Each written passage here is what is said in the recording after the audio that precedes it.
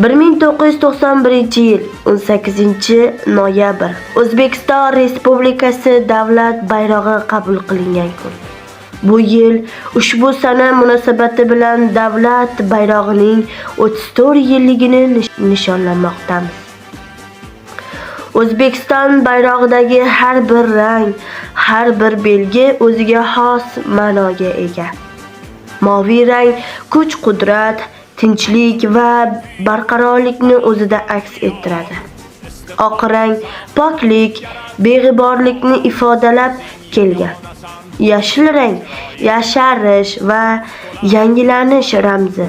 Shuning barobarida ona tabiatimiz, asriy qadriyatlarimiz, iymon e'tiqodimiz timsoli hisoblanadi.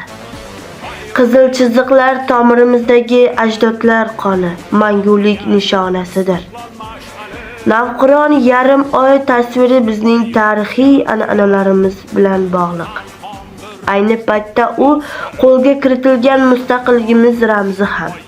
Davlat bayrog'imizdagi 12 yulduz tasvirini o'zbek xalq madaniyatining qadimiyligi, uning komillikka, o'z tuprog'ida saodatiga intilishi ramzi sifatida tushunish lozim.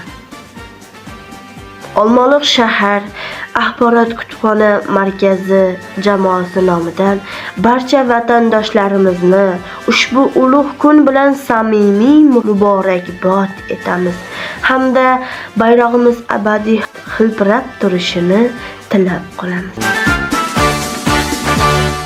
İstiqlol mash'ali yongan vatanim, bayraming muborak mening jon tanim.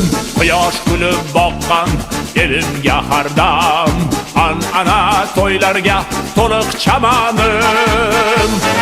Bayrog'ing boshingda hilpirar, porlagay istiqlol mash'ali. Bayrog'ing